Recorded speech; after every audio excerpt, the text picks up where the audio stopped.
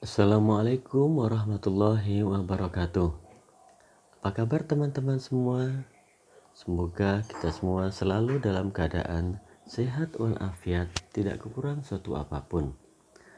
Pada pertemuan kali ini, perkenankanlah kami kelompok 1 yang terdiri dari Anton Atmaja, Citra Nurwahyunita, dan Suci Wahyulustari akan membahas tentang etika bisnis syariah.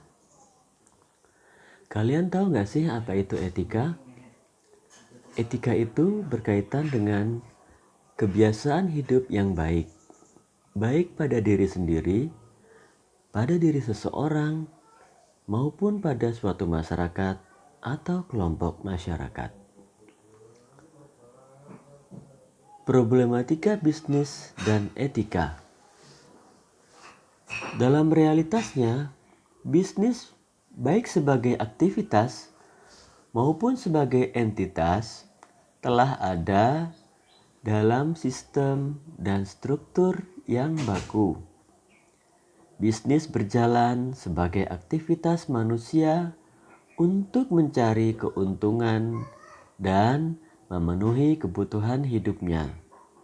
Sementara itu, etika dipahami sebagai sebuah disiplin ilmu yang mandiri dan karenanya terpisah dari bisnis.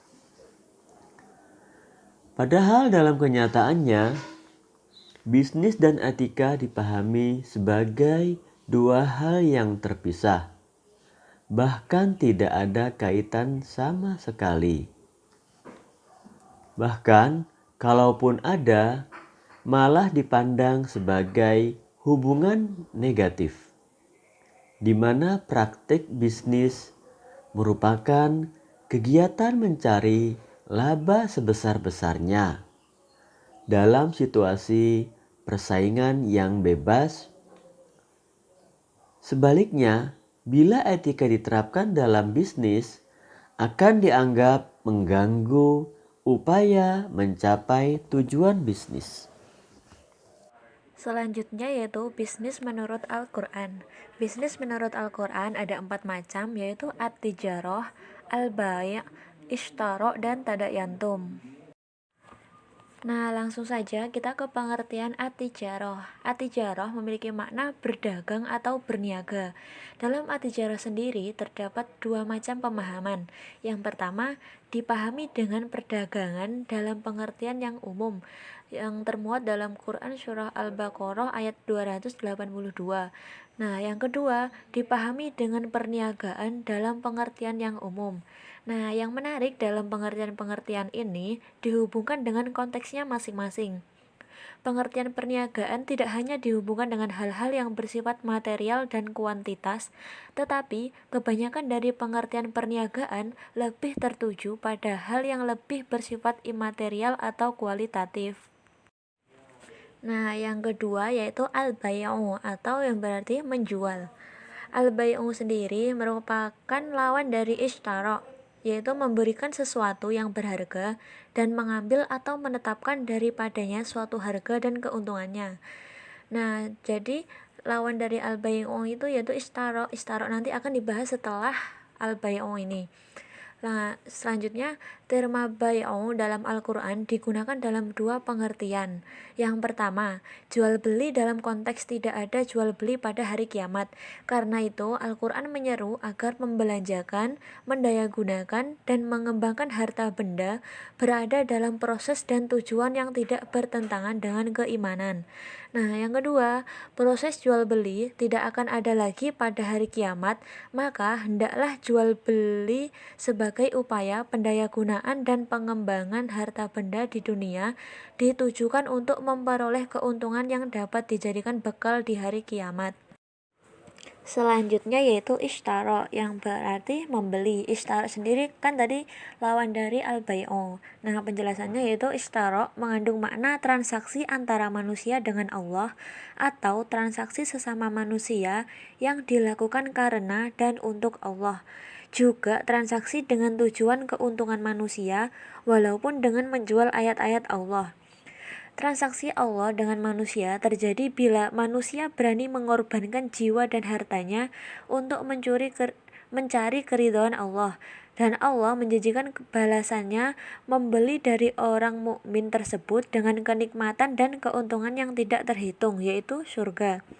Sebaliknya, manusia yang tujuannya mencari keuntungan sendiri, bahkan melakukan dengan menjual ayat-ayat Allah, menjual diri dengan kekafiran, melecehkan dan meremehkan ayat-ayat Allah, menjual kitab Allah dengan sihir, mereka adalah orang-orang yang pasti akan memperoleh kesesatan dalam kehidupan di dunia maupun di akhirat. Nah, yang terakhir yaitu tadayantum. Tadayantum berarti muamalah. Muamalah bisa diartikan sebagai jual beli, sewa menyewa, dan lain-lain. Terlihat jelas bahwa terma bisnis dalam Al-Quran, baik yang terambil dari terma tijarah, al-bay', ishtara, dan tadayantum, pada hakikatnya tidak semata-mata bersifat material dan hanya bertujuan mencari keuntungan material semata, tetapi bersifat material dan sekaligus imaterial, bahkan lebih meliputi dan mengutamakan hal-hal yang bersifat imaterial dan kualitas. Aktivitas bisnis tidak hanya dilakukan sesama manusia, tetapi juga dilakukan antara manusia dengan Allah. Bisnis harus dilakukan dengan ketelitian dan kecermatan dalam proses administrasi dan perjanjian-perjanjian, dan bisnis tidak boleh dilakukan dengan cara penipuan atau kebohongan, hanya karena ingin memperoleh keuntungan. Nah, selanjutnya, etika menurut Al-Quran. Tadi kan sudah dibahas mengenai bisnis menurut Al-Quran itu ada 4. Nah, selanjutnya kita akan membahas mengenai etika menurut Al-Quran. Etika dalam persepsi Al-Quran bersifat humanistik dan rasionalistik. Humanistik dalam pengertian mengarahkan manusia pada pencapaian hakikat kemanusiaan yang tertinggi dan tidak bertentangan dengan fitrah manusia itu sendiri. Nah, sebaliknya, bersifat rasionalistik bahwa semua pesan-pesan yang diajarkan Al-Quran terhadap manusia sejalan dengan prestasi rasionalitas yang tertuang dalam karya-karya para filsuf. Etika bisnis dalam Al-Quran dari sudut pandang analisis ini tidak hanya dapat dilihat dari aspek etika secara parsial, karena bisnis pun dalam pandangan Al-Quran telah menyatu dengan nilai-nilai etika itu sendiri. Al-Quran secara jelas menggambarkan perilaku-perilaku bisnis yang tidak etis, yang dapat ditelusuri menjadi muara dari kebatilan dalam bisnis. Yang selanjutnya, praktek bisnis yang terlarang. Istilah lain untuk bisnis yang terlarang ini ada 2. Yang pertama, business crime, merupakan kejahatan atau tindakan pidana dalam bisnis yang meliputi perbuatan-perbuatan tercela yang dilakukan oleh seorang pebisnis atau karyawan suatu perusahaan, baik untuk keuntungan maupun yang merugikan pebisnis atau perusahaan lain. Yang kedua, business store, merupakan perbuatan yang tidak terpuji yang dilakukan oleh seorang pebisnis yang merupakan pelanggaran terhadap pebisnis lain. Di Indonesia, kedua jenis perbuatan dianggap sebagai kejahatan bisnis. Adapun praktek bisnis yang terlarang adalah yang pertama, al-batil. Al-batil berasal dari kata batala yang berarti batil, yang palsu, yang tidak berharga, dan yang sia-sia. Sedangkan pengertian al-batil itu sendiri yaitu upaya memperoleh harta secara sengaja dengan jalan yang tidak benar, bahkan sampai ke lembaga hukum. Lawan dari al-batil yaitu kebenaran, yang merupakan segala sesuatu yang tak mengandung apa-apa di dalamnya ketika diteliti, atau sesuatu yang tidak ada manfaatnya di dunia maupun di akhirat. Yang kedua, al-fasad, yaitu kebinasaan, kerusakan, kekacauan di muka bumi, membuat kerusakan di muka bumi berkenaan dengan perilaku ketidakadilan dan dengan perbuatan yang merugikan. Al-Quran selalu memberlakukan penilaian berlipat ganda terhadap perbuatan-perbuatan yang membawa konsekuensi sosial kemasyarakatan. Hal ini dapat pula dimaknai bahwa Al-Quran sangat menjunjung tinggi nilai-nilai keseimbangan sosial ekonomi, keselamatan, dan kebaikan. Sebaliknya, Al-Quran sangat tidak menyetujui terhadap adanya kerusakan-kerusakan. Dengan demikian, kerusakan atau kebinasaan merupakan salah satu basis dari praktek bisnis yang terlarang.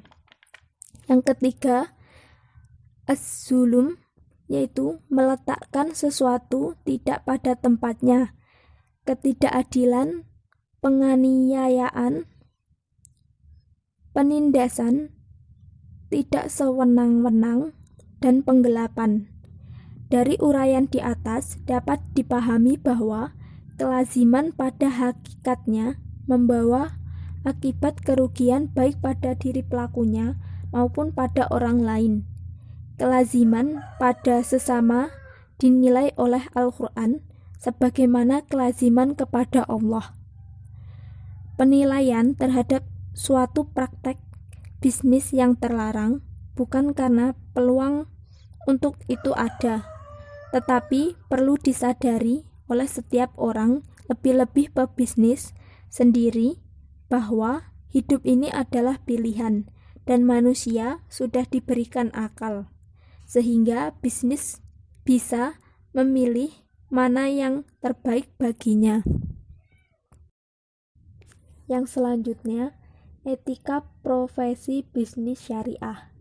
Dari pengalamannya yang sekian lama dan sukses menggeluti kehidupan bisnis yang oleh kalangan ekonomi muslim dijuluki The Great Entrepreneur Muhammad SAW berkenan memberikan petunjuk mengenai etika bisnis yang dapat dijadikan etika profesi bagi pebisnis syariah sebagai berikut. Kejujuran, signifikansi sosial, tidak melakukan sumpah palsu, ramah, tidak boleh berpura-pura menawar, tidak boleh menjelekkan bisnis orang lain, tidak melakukan iktikar, takaran, ukuran, dan timbangan yang benar, tidak boleh mengganggu kegiatan ibadah, membayar upah sebelum keringat karyawan kering, tidak monopoli, tidak melakukan bisnis dalam kondisi eksesnya bahaya, yang dijual barang yang suci dan halal, bisnis dilakukan dengan sukarela tanpa paksaan, segera melunasi kredit yang menjadi kewajiban, memberi tenggang waktu kepada kreditor, dan yang terakhir, bisnis yang dijalankan bersih dari laba.